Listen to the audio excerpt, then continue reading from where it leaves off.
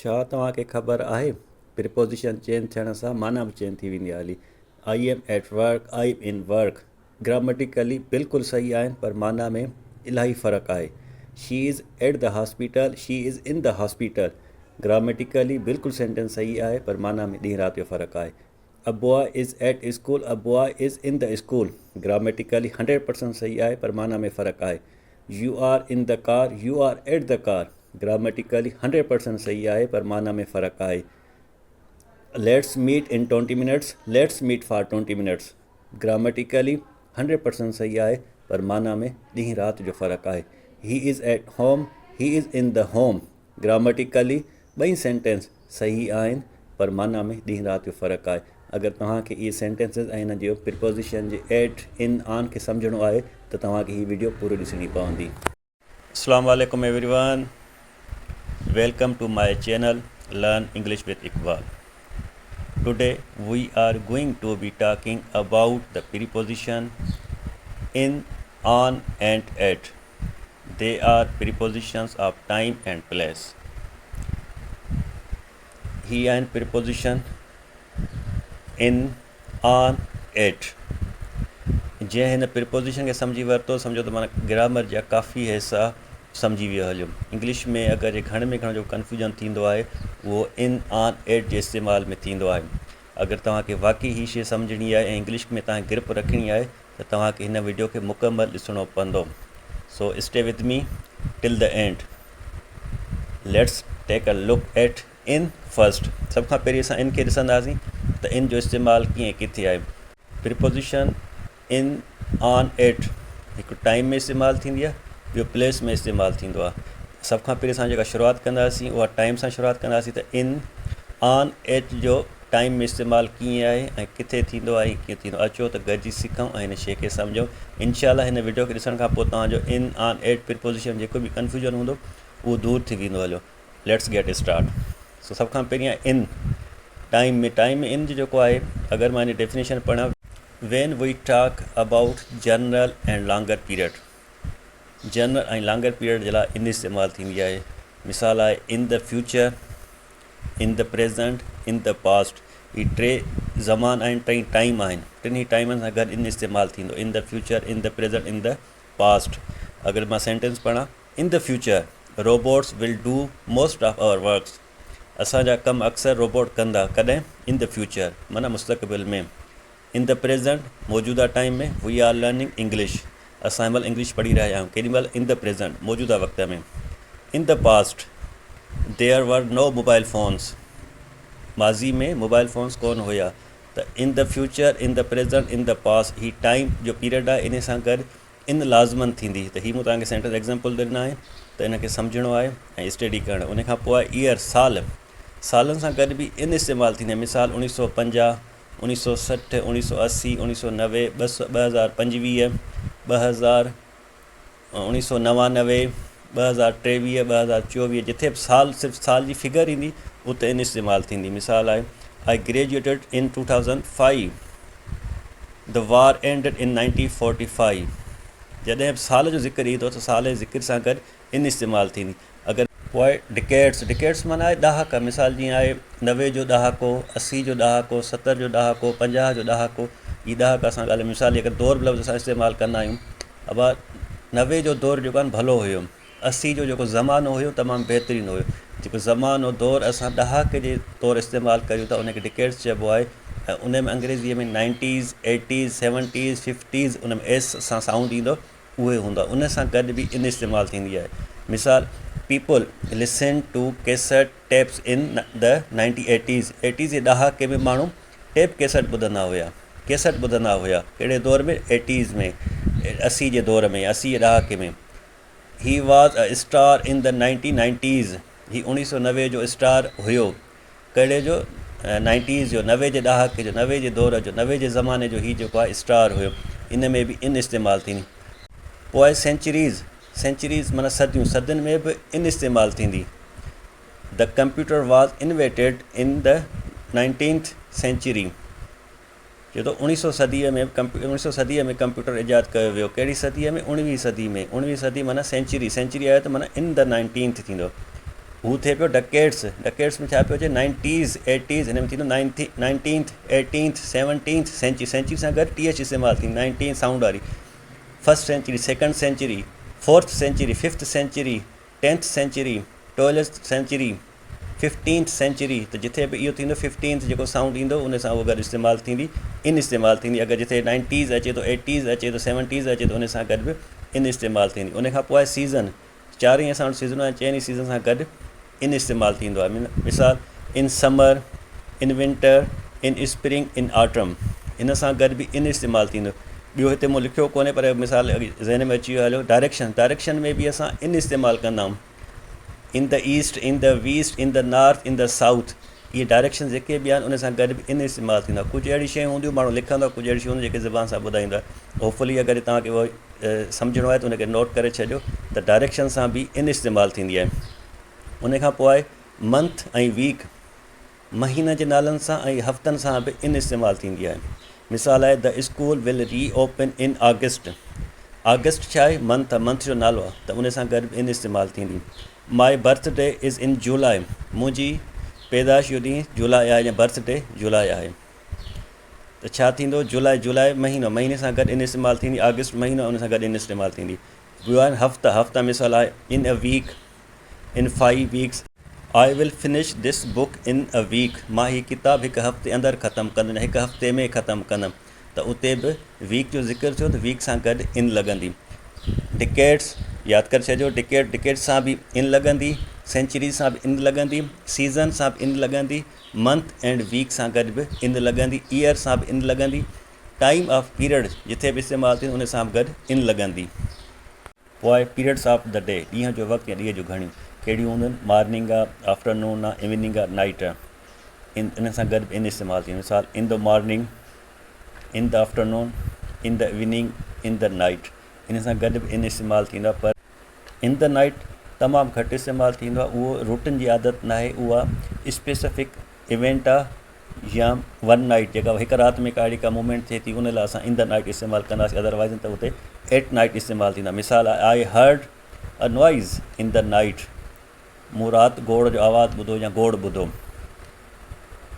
छा थियो? उहो रोज़ु न ॿुधंदो आहे, हिकिड़ो दफ़ो न ॿुधो आहे, त हिकिड़े दफ़े लाइ असां इन द नाइट इस्तेमालु कंदासीं। अगरि एट नाइट हूंदो त माना उहो हैबिचुअल आहे, जनरल टाइम आहे। मिसाल I like to read at night, राति जो पढ़णु मूंखे सुठो लॻंदो आहे। इट मीन्स उहो हैबिचुअल आहे, आदत आहे, रूटीन आहे।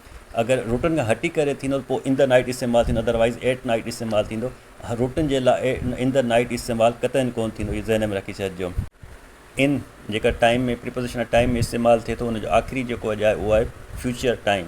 फ्यूचर लाइ बि इन इस्तेमालु थींदी आहे। मिसाल इन 5 मिनट्स, इन 2 वीक्स, जिथे वीक्स जी ॻाल्हि अचे या टाइम जी ॻाल्हि अचे, मिनट्स जी ॻाल्हि अचे, उन में बि असां प्रेज़ेंट में असां इन इस्तेमालु कंदासीं। मिसाल ई मां प्रीवियस सां हिकिड़ो मिसाल पढ़ी आयासीं, I will finish this book in 5 minutes, I will finish this book in 5 minutes, माना इन 5 मिनट्स माना 5 मिंटनि अंदरि या 5 मिंटनि में मां ख़तमु करे वेंदुसि। हीअ मां ॿई सेंटेंस लिखिया आहिनि। मां 2 ॾींहंनि में मोटी आयुसि, मां 2 ॾींहंनि में मोटी ईंदुसि। तव्हां मोबाइल खे थोरी देरि लाइ पॉज़ करियो, पॉज़ करण खां पोइ तव्हां पाण सेंटेंस ठाहिण जी कोशिशि करियो, वापसी अची करे वीडियो खे ॾिसो त उहो तव्हां सेंटेंस आया की सही ठाहियो आहे या न ठाहियो आहे, त मां तव्हांखे उनजो ॿुधाए वठंदुसि। इन खां पोइ इनशाला वरी इन में बि तव्हांखे कोई कन्फ्यूज़न न थींदो। हाणे ॾिसो, मां 2 ॾींहंनि में मोटी आयुसि, आई केम बैक आफ्टर 2 डेज़, मां 2 ॾींहंनि में मोटी ईंदुसि, I will come back in 2 days. ही फ्यूचर जो आहे, हू पास्ट जो आहे। फ्यूचर में ऑलरेडी मां तव्हांखे डिस्कस कयो आहे त फ्यूचर टाइम में इन इस्तेमालु थींदो आहे इन 2 डेज़, 2 ॾींहंनि में मोटी ईंदुसि। पास्ट जे लाइ जीअं माना पास्ट में हो वियो, मोटी बि आयो, 2 ॾींहंनि में मोटी आहे, त उनजे लाइ आफ्टर इस्तेमालु थींदी, इन इस्तेमालु न थींदी। त इन खे थोरो ध्यान में रखिणो आहे त जॾहिं पास्ट जो ज़िक्र थींदो त हिते बि साॻियो आहे, मां 2 ॾींहंनि में, मां 2 ॾींहंनि में, ॿिन्ही में सेंटेंस में लफ़्ज़ साॻिया आहिनि, पर हू पास्ट जो आहे, हीअ फ्यूचर जो आहे। जॾहिं पास्ट जो ज़िक्र थींदो त उते आफ्टर इस्तेमालु थींदी। अगरि जॾहिं फ्यूचर जी ॻाल्हि थींदी उन इन इस्तेमालु थींदी। हो हीअ जेके मख़सूस कुझु शयूं हुयूं, जीअं ईयर हुया, पीरियड ऑफ टाइम हुयो, डिकेड्स हुयो, सेंचुरीज़ हुई, सीज़न हुया, मंथ एंड वीक हुया, पीरियड ऑफ डे हुयो, फ्यूचर टाइम हुयो, इहे सिर्फ़ु ऐं सिर्फ़ु प्रीपोजिशन ऑफ टाइम आहिनि जेके इन में इस्तेमालु थींदा आहिनि। हाणे हलूं था असां अॻिते मूव थियूं था एट जी तरफ़, त एट प्रीपोजिशन ऑफ टाइम में कीअं इस्तेमालु थींदा आहिनि, इस्तेमालु तरीक़ेकार छा आहे। इन खां पोइ असां एट पढ़ंदासीं। At preposition of time. Preposition of time में एट जो कहिड़ो किरदारु आहे ऐं किथे इस्तेमालु थियणु अचो त उनखे गॾिजी सिखूं। इन डेफिनेशन आहे स्पेसिफिक आर एग्ज़ैक्ट टाइम, कलाक और मिनट्स एटसेट्रा। हीअ चए थो स्पेसिफिक ऐं एग्ज़ैक्ट टाइम में मुंहिंजो इस्तेमालु थींदो आहे। इन जीअं इन जनरल सेंस में इस्तेमालु थिए पियो, सालनि जी ॻाल्हि करे पियो, महीने जी ॻाल्हि करे पियो, पर हीअ चए थो मां एग्ज़ैक्ट टाइम सां ॻाल्हि कंदुसि। एग्ज़ैक्ट टाइम खां हटी करे अगरि ॻाल्हि हूंदी त इन में वेंदी या आन में वेंदी, पर जेका एग्ज़ैक्ट जेका ॻाल्हि हूंदी उहा एट में इस्तेमालु थी। मिसाल आहे the class starts at 9 o'clock। हाणे हीअ एग्ज़ैक्ट टाइम त ॿुधाए त क्लास शुरू थिए थो या थींदो आहे 9 बजे। सुबुह में अगरि स्टार्ट थियां त इन लॻंदी इन द मॉर्निंग, छो त पीरियड ऑफ डे आहे। अगरि राति जो शाम जो स्टार्ट थियां त इन द इवनिंग थियां, पर हीअ चए थो एग्ज़ैक्ट जेको टाइम ईंदो त उन में एट लॻनि, एट 9 o'clock। जॾहिं बि एग्ज़ैक्ट टाइम जी ॻाल्हि थींदी त उते एट इस्तेमालु थींदी। I have a meeting at 10 o'clock। 10 बजे मुंहिंजी मीटिंग आहे। पोइ स्पेसिफिक पॉइंट ऑफ डे, हाणे हू जेको हो स्पेसिफिक न हो, हू जेको आहे पीरियड हुयो, पीरियड ऑफ द डे ही स्पेसिफिक। एट नाइट जीअं मूं तव्हांखे ॿुधायो त in the night, at night मूं तव्हांखे ॿुधायो। एट मिड नाइट अधु राति में, एट नून, एट सनराइज़, ही स्पेसिफिक पीरियड ऑफ डे आहे। एट नून माना मंझंदि जो, अगरि इन द आफ्टरनून लॻंदो पोइ इन द आफ्टरनून थींदो, ही एट नून आहे। At sunrise specific point of day, ॾींहं जो मख़सूस जेको पीरियड आहे उहो ही आहे 24 कलाकनि। At night, at midnight, at noon, at sunrise. 3 number ते आहे हॉलीडेज़ विदाउट डे सेलिब्रेशन। चए थो हॉलीडेज़ जेके मोकिलिया ॾींहं आहिनि, ॾींहं खां बग़ैर जॾहिं बि इस्तेमालु थींदा उन सां गॾु एट इस्तेमालु थींदी। मिसाल आहे एट ईद, ऑन ईद न थींदो, अगरि डे लॻाईंदासीं पोइ थींदो ऑन ईद डे। अगरि डे असांखे विदाउट डे इस्तेमालु करिणो आहे त पोइ at Eid, at new year. अगरि एट न्यू ईयर सां डे हुजे हा, डे जिथे बि लफ़्ज़ इस्तेमालु थींदो त उन सां गॾु ऑन इस्तेमालु थींदो। अगरि हिते न्यू ईयर डे हुजे हा त पोइ थिया ऑन न्यू ईयर डे। मिसाल I like to spend time with my family at Eid, at Eid. अगरि ईद डे हुजे हा त पोइ on Eid day. Fire workers happens at new year, new year अगरि डे हुजे हा त पोइ हिते एट न हुजे हा, पोइ हिते ऑन अचे हा। त एट जो इस्तेमालु हॉलीडे सां बि इस्तेमालु थींदो आहे, पर विदाउट डे जिथे बि डे लफ़्ज़ इस्तेमालु थींदो हुते ऑन इस्तेमालु थींदो, अदरवाइज़ हुते एट इस्तेमालु थींदी। एट ईद, त अहिड़े तरीक़े सां स्पेसिफिक पॉइंट ऑफ डे आहे हॉलीडेज़ विदाउट डे। अॻिते ॾिसूं त अॻिते हिन जो छा आहे। उहा आहे इन फिक्स्ड एक्सप्रेशन और फ्रेज़िस। फिक्स फ्रेज़िस आहिनि जंहिंसां गॾु एट इस्तेमालु थींदो, हिन सां गॾु ऑन या इन इस्तेमालु न थींदो, एट इस्तेमालु थींदो। At the moment, at the same time, at present, at the beginning, at the end, at once, at first, at all times. हिन सभिनी सां जेके बि फ्रेज़िस आहिनि इहे फिक्स प्रिपोजिशन फ्रेज़ आहिनि। इन सां गॾु प्रिपोजिशन एट ई इस्तेमालु थींदो। हीअ तव्हांखे यादि करणा पवंदा। एट द मोमेंट माना हाणे, नाओ। एट द सेम टाइम साॻे वक़्त ते। एट प्रेज़ेंट मौजूदा, हाली, रिसेंटली। एट द बिगनिंग शुरूआत में, एट द एंड आख़िर में। एट वंस यकदम फ़ौरन। एट फर्स्ट शुरू में। एट ऑल टाइम्स हर वक़्तु। त इन सां गॾु जॾहिं बि इस्तेमालु थींदो त एट ई इस्तेमालु थींदो। हीअ जेके बि तव्हांखे फ्रेज़ ॿुधाए इन सां गॾु एट ई इस्तेमालु थींदो। उन खां पोइ आहे आख़िरी एट जो जेको आख़िरी यूज़ेज आहे with age and life stages. उमिरि सां या ज़िंदगी जे स्टेज सां गॾु एट इस्तेमालु थींदी आहे। मिसाल आहे शी बिकेम फेमस एट 18। हूअ मशहूरु थी कॾहिं थी 18 में, एट 18। एज जॾहिं बि ईंदो त उते एट सां गॾु 18 सां गॾु एट अची वियो, माना एज सां जॾहिं बि ज़िक्र थींदो त एट इस्तेमालु थींदो। उन खां पोइ आहे ही retired at 60। Age life stage में आहे, कहिड़ी स्टेज में आहे, 60 में आहे, त ही रिटायर्ड एट 60। ही 60 में रिटायर थियो, ही 80 में फेमस थी। जॾहिं बि उमिरि या ज़िंदगी जेको मरहल स्टेज जी ॻाल्हि ईंदी त उन में बि एट इस्तेमालु थींदो। एट जो इहो इस्तेमालु जो मूं तव्हांखे ॿुधायो। उनखां पोइ आहे आख़िरी प्रिपोजिशन ऑफ टाइम जो ऑन। ऑन खे ॾिसंदासीं, उन खां पोइ वरी असां प्लेस ते हलंदासीं त प्लेस असांखे छा थो सेखारे। आख़िरी जेको ऑन आहे हलूं त ऑन खे ॾिसूं ऑन में कहिड़ो फ़र्क़ु आहे। हाणे असां पढ़ंदासीं on. On preposition of time. Preposition time में असां इन बि पढ़ियोसीं, इन जी डेफिनेशन बि पढ़ियोसीं, इन जो इस्तेमालु सिखियोसीं। उन खां पोइ असां एट पढ़ियोसीं, एट जो इस्तेमालु पाण सिखियोसीं। हाणे असां पढ़ंदासीं on. On preposition of time में ऑन जो इस्तेमालु किथे ऐं कीअं थियणो आहे उहो सिखंदासीं। इन जी डेफिनेशन आहे specific days, date, events. Specific ख़ासि ॾींहं, मख़सूसु ॾींहं, मख़सूसु तारीख़ूं, मख़सूसु मौक़ा। जिथे बि इहे शयूं ईंदियूं उन्हनि में असां ऑन जो इस्तेमालु कंदासीं। इन जेको हुयो जनरल सेंस में इस्तेमालु थिए पियो, ऐं एट जेको हुयो स्पेसिफिक टाइम ऑफ पीरियड में इस्तेमालु थिए पियो। माना एग्ज़ैक्ट टाइम पियो ॿुधाए। हीअ चए थो स्पेसिफिक डेज़ डेट ऐं इवेंट्स में मुंहिंजो इस्तेमालु थींदो। हाणे पढ़ूं त आन जो इस्तेमालु कीअं किथे थींदो। सभ खां पहिरीं आहे डेट। जिथे बि डेट जो ज़िक्र ईंदो त उते आन इस्तेमालु थींदी। यादि रहे त जिथे महीने जो ज़िक्र ईंदो त उते इन इस्तेमालु थींदो, साल जो ज़िक्र ईंदो त इन इस्तेमालु थींदो, पर जिथे डेट जो ज़िक्र ईंदो उते आन इस्तेमालु थींदो। मिसाल आहे I was born on May 25, 25 तारीख़ ते मुंहिंजो ॼमण ॾींहुं आहे। 25 तारीख़, 25 जेॾीमहिल डेट जो ज़िक्र थींदो त उते आन इस्तेमालु थींदी। I was born on the 25th of May, मां 25 तारीख़ ते मुंहिंजी पैदाइश जो ॾींहुं आहे। मिसाल, the test is on 25th of this month, हिन महीने जी 25 तारीख़ ते टेस्ट आहे। ऑन द 5th, माना जिथे बि डेट जो ज़िक्र ईंदो उते आन इस्तेमालु थींदो। उन खां पोइ डेज़। मिसाल, on Monday, on Tuesday, the test is on Monday, Monday ते टेस्ट आहे। जॾहिं ॾींहंनि जो ज़िक्र ईंदो त उते आन इस्तेमालु थींदी। जॾहिं वीक जो ज़िक्र ईंदो त उन इन इस्तेमालु थींदी। जॾहिं ॾींहं जो ज़िक्र ईंदो त उन आन इस्तेमालु थींदी। On Monday, on a Monday, on Mondays, on Monday, on a Monday, हिन में आर्टिकल इस्तेमालु थियो आहे। ऑन मंडेज़ ही प्लूरल इस्तेमालु थियो। हिन टिनी जो इस्तेमालु फ़र्क़ु कहिड़ो आहे अचो त उनखे सम्झूं। ऑन मंडे माना इहो फिक्स डे आहे, जंहिं ते उहो सूमरु हिकु ई सूमरु आहे, उन ते डिस्कस थियो। मिसाल आहे अॼु जुमो आहे, मिसाल हिकु त जुमे जे ॾींहुं अगरि मां ज़िक्र करियां थो त ऑन मंडे आई विल मीट यू ऑन मंडे, माना मां तोसां सूमर ते मिलंदुसि। माना अॼु जुमो आहे, छंछरु आचर छॾे करे सूमर ते मां तोसां मिलंदुसि। माना उहो सूमरु हिकिड़ो ई सूमरु हूंदो जंहिं सूमर ते मुंहिंजी तोसां मुलाक़ात थींदी। On Monday.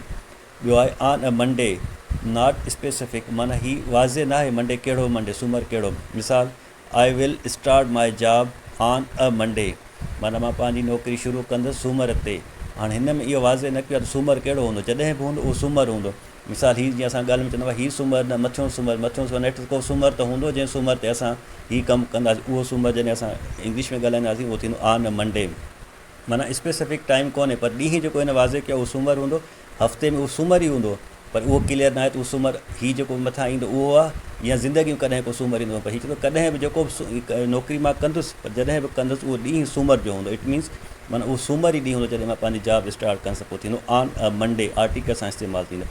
ॿियो ऑन मंडेज़, हीअ आहे रिपीटेड एक्शन। रिपीटेड एक्शन माना हर हफ़्ते या हर उन सूमर ते उहा शइ थींदी रहे थी, त उहो हफ़्ते में हिकु ॾींहुं जेको ॾींहुं फिक्स थियल आहे उन ते सूमर ते उहो कमु थिए थो, त माना उहो थींदो रिपीटेड एक्शन हूंदो, पोइ थींदो ऑन मंडेज़, माना उहो प्लूरल में इस्तेमालु थींदो। मिसाल, we have English class on Mondays, असांजो इंग्लिश क्लास हूंदो आहे हर सूमर ते, एवरी मंडे बि चई सघिजे थो, या ऑन मंडेज़, माना प्लूरल में इस्तेमालु करण जो मक़सदु इहो थींदो त उहो थींदो रिपीटेड एक्शन, माना उन ॾींहं ते उहो एक्शन रिपीट थींदो रहे थो।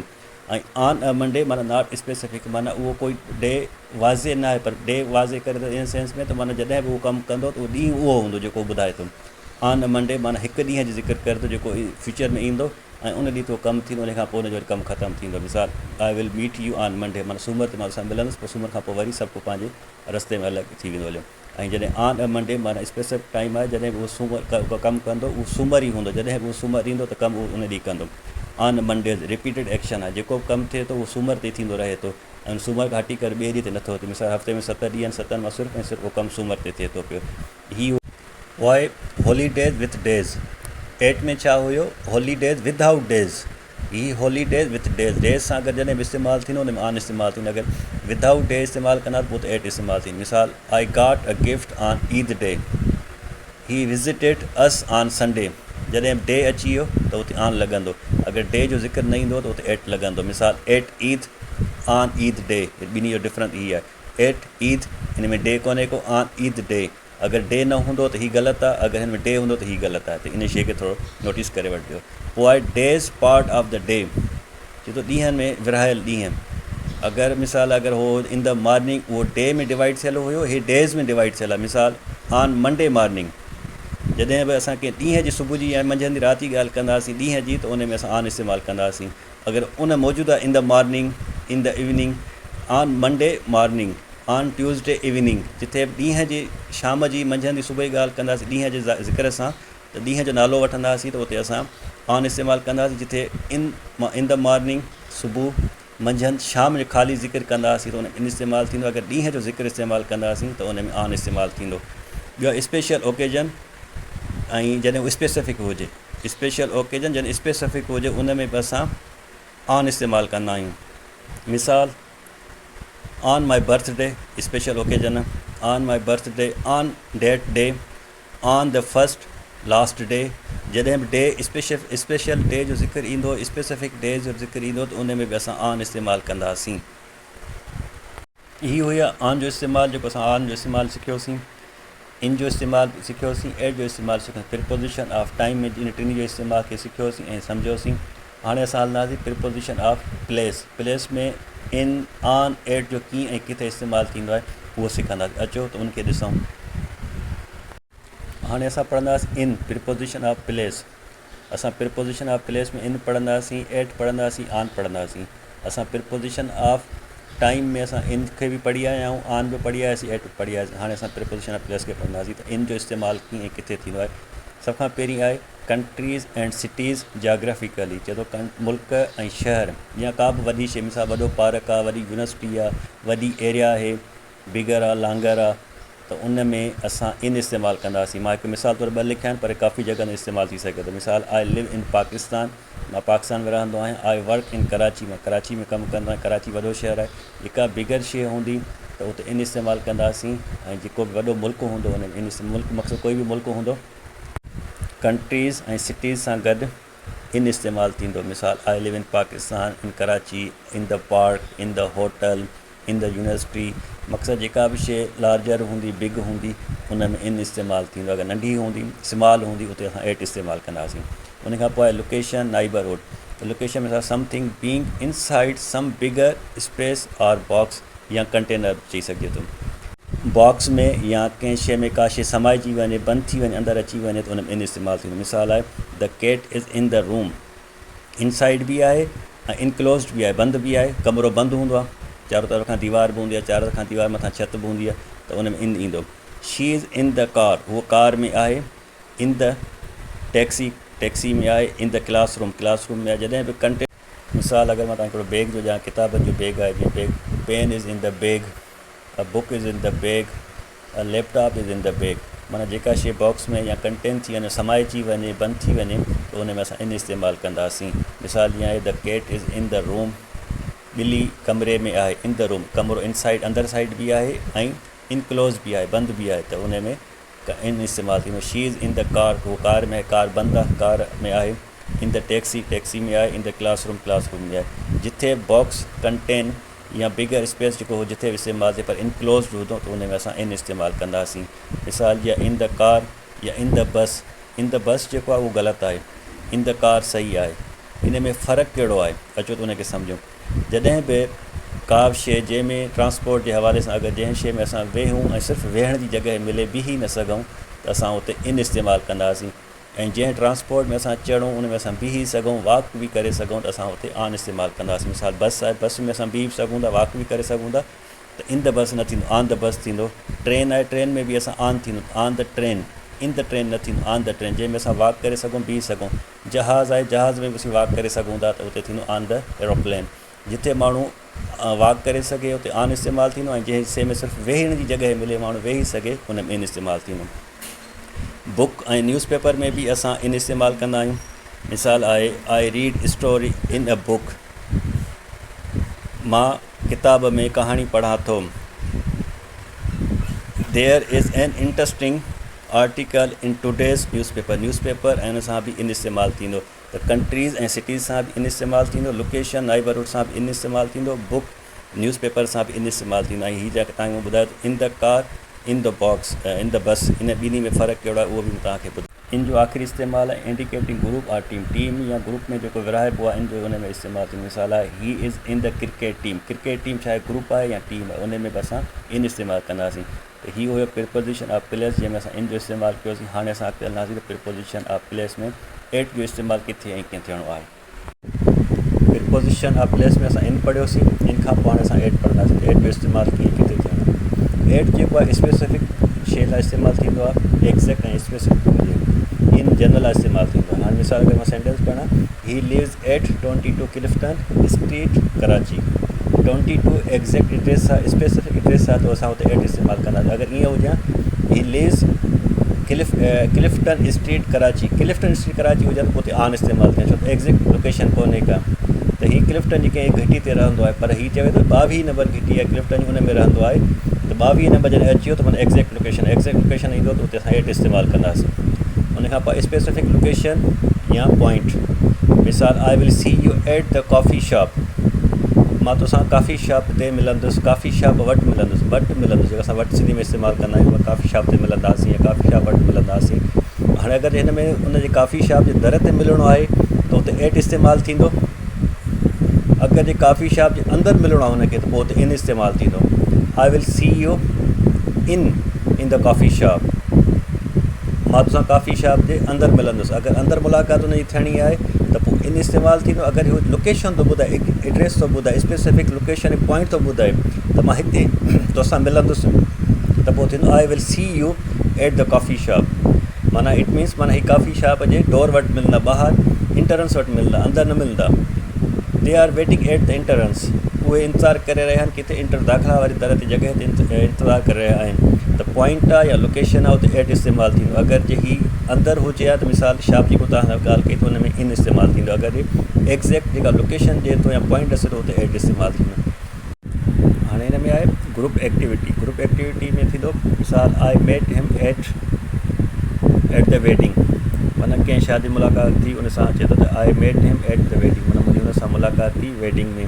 एक्टिविटी आहे, ग्रुप एक्टिविटी आहे, माना उते एट इस्तेमालु थींदो। I was at the party, मां पार्टी में हुयुसि या पार्टी ते हुयुसि, उते एट इस्तेमालु थींदो। माना ग्रुप एक्टिविटी जिथे बि इस्तेमालु थींदो उते एट इस्तेमालु थींदो। अगरि मिसाल टीम जी सूरत में इस्तेमालु थिया त उते इन इस्तेमालु थींदो। ही इज़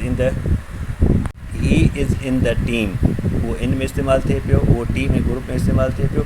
ऐं ही एक्टिविटी आहे, I met him at the wedding activity आहे, उन एक्टिविटी में हुन सां मुलाक़ात थी। He was at the party activity आहे, उन एक्टिविटी में हुन सां मुलाक़ात थी। ही हुयो एट जो प्लेस, प्रिपोजिशन ऑफ प्लेस हुयो जेको असां सिखियोसीं। हाणे असां हलंदासीं प्रिपोजिशन ऑफ प्लेस में ऑन ते हलंदासीं, ऑन जो इस्तेमालु किथे ऐं कीअं थिए थो। हाणे असां पढ़ंदासीं प्रिपोजिशन ऑफ प्लेस में ऑन खे पढ़ंदासीं त ऑन जो इस्तेमालु किथे ऐं कीअं थिए थो। असां इन पढ़ी आयासीं, एट पढ़ियोसीं, हाणे ऑन ते पढ़ंदासीं त ऑन जो किथे कीअं इस्तेमालु थियो आहे। सभ खां पहिरीं सरफेस में मथां अचिणो। मिसाल अगरि मां तव्हां ॾियां त हीअ पेन हिन पेपर जे मथां पई आहे त हीअ सरफेस आहे, माना मथां अची रहिया। The pen is on the paper, त मथां। अगरि हीअ पेन हेतिरो मथे हुजे उन में छा थींदो, अवर थींदो। त अवर असांजो टॉपिक कोन्हे, असांजो टॉपिक ऑन आहे। त ऑन इस्तेमालु जो सिखंदासीं, ऑन जो इस्तेमालु किथे कीअं थींदो। मिसाल ऑन द टेबल ते, ऑन द रोफ छत ते, ऑन द वॉल दीवार ते, ऑन द इंटरनेट ते, इंटरनेट जे लाइ बि असां ऑन इस्तेमालु कंदा आहियूं। अगरि एग्ज़ाम्पल ॾियां, my office is on the first floor, मुंहिंजी ऑफिस फस्ट फ्लोर ते आहे। मक़सदु जीअं ग्राउंड आहे, ग्राउंड सां टच आहे, ग्राउंड सां गॾु टच, फस्ट फ्लोर सां टच, सेकंड फ्लोर माना हिक ॿिए सां टच आहे। टच में सरफेस में हुन में ऑन इस्तेमालु थींदो। I am on the top floor, मां बिल्कुलु मथे आहियां, मथी छत ते आहियां, त उते बि ऑन इस्तेमालु थींदो। ऐं ॿियो हिकिड़ो फ्रेज़ थींदो on the phone, I am on the phone, माना मां फ़ोन ते, माना फ़ोन जे मथे ते न आहे, फ़ोन ते ॻाल्हायां पियो, तॾहिं असां इस्तेमालु कंदासीं I am on the phone, माना मां फ़ोन ते ॻाल्हायां पियो, मां फ़ोन ते बिज़ी आहियां। जीअं हीअ आहे ऑन द वॉल, माना दीवार ते। अगरि मिसाल आहे घड़ियाल दीवार जी सपोर्ट ते बीठो आहे त उहो थींदो on the wall clock is on the wall. अगरि जेका दरी आहे त दरी जे लाइ ऑन इस्तेमालु न थींदो, दरी जे लाइ इन इस्तेमालु थींदो, छो त उहा दीवार में फिक्स आहे, दीवार जो हिसो ई आहे। The window is in the wall, अगरि मिसाल क्रेक आहे, दीवार खे ॾार पइजी विया आहिनि त इन द वॉल थींदो, ऑन द वॉल न थींदो, इन द वॉल, छो त उहो दीवार जो हिसो आहे, दीवार में अंदरि आहे, उहो इन द वॉल। अगरि का शइ पर्दो माण्हू आहे उहो ऑन द वॉल थींदो, माना जेका शइ दीवार जी सपोर्ट ते बीठी आहे उहा ऑन थींदी आहे। जेका दीवार जो हिसो आहे, दीवार में ई आहे, त उहा इन इस्तेमालु थींदी। पोइ आहे street, road, river, Avenue. The cafe is on the corner of the 5th Avenue माना सड़क, राह, रस्तो। अगरि हिन में पूरी एड्रेस ॾियां त ऑन न थियां, एट इस्तेमालु थियां। हीअ सिर्फ़ु ॻाल्हि ॿुधाए थो त कॉर्नर ते आहे, त on the corner. We had a picnic on the river bank अची वियो, रिवर अची वियो त रिवर सां गॾु ऑन इस्तेमालु थींदो, रिवर बैंक। माना जेको दरिया सां या जेको रस्तो हलंदो रहंदो आहे कुंड सां, उहो ऑन थींदो, on the river bank. The hotel is on the main road अची वियो त मेन रोड ते होटल आहे। पोइ आहे बॉडी जे लाइ बि ऑन इस्तेमालु थींदो। मिसाल आई पुट सन स्क्रीन बि हूंदा, सन स्क्रीन बि हूंदा। सन क्रीम जेको आहे सो ब्रिटिश आहे, सन स्क्रीन अमेरिकन में इस्तेमालु थींदो। On my skin, he has a head माना टोपी, ऑन हिज़ हेड माना मथे ते। जॾहिं जिस्म जे हिसे जी ॻाल्हि ईंदी उते बि आन इस्तेमालु थींदो, सरफेस ते बि आन इस्तेमालु थींदो, स्ट्रीट रोड रिवर एवेन्यू ते बि आन इस्तेमालु थींदो, बॉडी ते बि आन इस्तेमालु थींदो। ट्रांसपोर्ट जो मूं तव्हां ज़िक्र करे चुका वरी रिपीट कंदा, ट्रांसपोर्ट लाइ बि आन इस्तेमालु थींदो। He is on a bus, on a train, on a plane. जिथे असां माण्हू वॉक करे सघे थो, हली घुमी फिरी सघे थो, उते आन इस्तेमालु कंदासीं। ऑन बाइक, बाइक जे मथां हूंदो आहे, मथी सिथे तो सरफेस ते हूंदो आहे उते ऑन बाइक थींदो। घोड़े ते हूंदो ऑन हॉर्स थींदो, त माना घोड़े जे मथां आहे। त जिथे मथां छुरो टच थींदो त उते ऑन इस्तेमालु थींदो, ऐं हिते जिथे माण्हू घुमी फिरी सघे थो उते बि ऑन इस्तेमालु थींदो। हीअ अगरि तव्हांखे सम्झ में अची विया आहिनि त हाणे वापसि उन सुवालनि जा हलंदा जेके मूं तव्हांखां शुरू में पुछिया हुया, त हाणे ॾिसूं त तव्हांखे केतिरी ॻाल्हि सम्झ में आई आहे। हाणे अचूं था उन्हनि ते जेके मूं तव्हांखे डिफरेंस शुरू में ॿुधाया त प्रिपोजिशन जे चेंज थियण सां माना चेंज थी थिए। मिसाल आहे I am at work, I am in work. At work ऐं इन वर्क में कहिड़ो फ़र्क़ु आहे? एट वर्क ऐं इन वर्क। एट वर्क जो मक़सदु आहे त हिते मां लिखी नथो सघां, तव्हांखे ज़बानी ॿुधायां थो त तव्हां पाण हुनखे यादि करे वठिजो, लिखी वठिजो। एट वर्क माना ड्यूटी ते कम दौरान, माण्हू कमु करे पियो त उते थींदो at work. I am at work माना मां हिन महिल ऑन ड्यूटी आहियां, ऑन जॉब आहियां, कमु करियां पियो, ऑफिस में वेठो आहियां, ड्यूटी करियां पियो, कमु करियां पियो, एट वर्क आहे। आई एम इन वर्क माना मूंखे नौकिरी आहे, इट मीन्स माना हिन महिल मां नौकिरी ते न आहियां। मिसाल आचे जो ॾींहुं आहे, अगरि मूंखां कोई पुछे थो त भाई हिन महिल छा पियो करी, अॼुकल्ह छा पियो करी, त मां चवंदुसि मूंखे नौकिरी आहे, मां फलाणी नौकिरी करियां पियो, मां चवंदुमि I am in work, it means माना मां ड्यूटी ते आहियां, मूंखे जॉब आहे, मां एम्प्लॉई आहियां, पर मां हिन महिल कम में बिज़ी न आहियां। एट वर्क माना मां हिन महिल ड्यूटी ते आहियां, कम में बिज़ी आहियां। I am doing right now, त उते थींदो एट वर्क। अगरि मूंखे नौकिरी आहे त आई एम इन वर्क। पोइ आहे she is at the hospital, she is in the hospital. At the hospital माना हीअ जेका बि आहे शी इज़, हीअ अस्पताल में नौकिरी करे थी पई, उते ड्यूटी करे थी पई, उते विज़िट करणु वई, अगरि कंहिंसां मिलणु वई आहे त बि एट द हॉस्पिटल थींदो। अगरि उते ड्यूटी कंदड़ आहे त बि एट द हॉस्पिटल थींदो।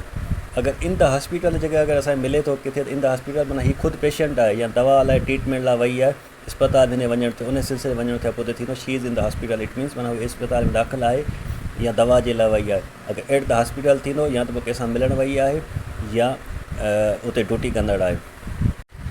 अ boy is at school, a boy is in the school. At school, इन द स्कूल। एट स्कूल माना इन में त हीउ ॿारु जेको आहे, छोकिरो आहे, स्कूल जो शागिर्दु आहे। अगरि हिते वञे a man is at school, it means a man जेको आहे उन स्कूल जो उस्तादु आहे या कुझु एम्प्लॉई आहे, तॾहिं उहो स्कूल में आहे, उते एट इस्तेमालु थींदो। जीअं एट वर्क हो, एट वर्क माना ड्यूटी ते आहे। एट स्कूल, एट हॉस्पिटल में माना ड्यूटी ते आहे। एट स्कूल माना स्कूल में कुझु कंदड़ आहे, पोइ चाहे उहो उस्तादु आहे या चाहे शागिर्दु आहे। अ बॉयज़ इन द स्कूल माना हिते चवे थो उहो छोकिरो सिर्फ़ु स्कूल में आहे, इहे लोकेशन ॿुधाए थो। हीउ सिर्फ़ु ऐं सिर्फ़ु जेका ॻाल्हि करे थो उहा हाणे लोकेशन थो ॿुधाए त हीउ बॉय जेको आहे उते स्कूल में आहे, ॿियो कुझु बि कोन्हे को। हिते एट स्कूल आहे माना उते शागिर्दु या उस्तादु आहे। उन खां पोइ you are in the car, तूं कार में आहीं। You are at the car माना तूं कार वटि आहीं, कार जे वेझो आहीं, कार में न आहीं, कार वटि आहीं। पोइ लेट्स मीट इन 20 मिनट्स। हीउ फ्यूचर जेको त असां पढ़ियोसीं प्रेज़ेंट, फ्यूचर में इन जे बारे में, त फ्यूचर में बि इस्तेमालु थींदो आहे इन 20 minutes. Let's meet in 20 minutes, असां 20 मिनट में मिलूं था, 20 मिंट में असां मिलंदासीं इन मिनट। लेट्स मीट फॉर 20 मिनट्स। फॉर जॾहिं अची वियो त माना इट्स मीन असां सिर्फ़ु ऐं सिर्फ़ु टाइम जी पंक्चुअलिटी ॿुधाए थो। असां जेको मिलंदासीं, मुलाक़ात थींदी, उहा सिर्फ़ु 20 मिंटनि जी हूंदी, असां सिर्फ़ु 20 मिंटनि लाइ मिलंदासीं। आख़िरी जुमिलो अचो, he is at home, he is in. तव्हांखे अगरि का शइ फ़ाइदेमंद लॻी आहे त प्लीज़ हिन वीडियो खे लाइक ऐं सब्सक्राइब ज़रूरु कंदा। Thank you so much.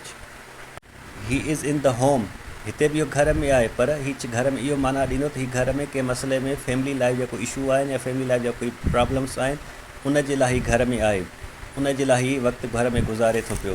हाणे हुन में अगरि मिसाल तव्हांखे मां ॿुधायां त he is in the home taking care of house hold duties. They have many problems in the house, घर में हुनखे काफ़ी सारा मसइला आहिनि। Conflict in the home is harmful, घर जा झगड़ा या घर में झगड़ा नुक़सानकार आहिनि। जेकी हीअ जेका शइ आहे इन द होम जेका माना रिलेटेड आहे, उहा आहे फैमिली लाइफ सां या फैमिली इन्वायरमेंट सां आहे। हीअ जेका आहे प्रेजेंस ॿुधाए थो, लोकेशन ॿुधाए थो या प्लेस ऑफ लिविंग ॿुधाए थो। ऐं अगरि घर जे अंदरि को इशू आहे, को प्रॉब्लम आहे या लाइफ स्टाइल आहे या फैमिली लाइफ आहे, इन्वायरमेंट आहे, कुझु बि आहे, उन सां गॾु इन द होम इस्तेमालु थींदो। अॼु जा ही हुया जेके असां सिखियासीं ऐं पढ़ियासीं। उमेदु तव्हांखे preposition of place, preposition of time, इन, ऑन, एट बिल्कुलु तरीक़े सां सम्झ में अची वियो हूंदो। अगरि तव्हां हिन शइ मां कुझु फ़ाइदो हासिलु करियो आहे ऐं अगरि तव्हांखे हीअ कुझु फ़ाइदेमंद शइ लॻी आहे त हिन खे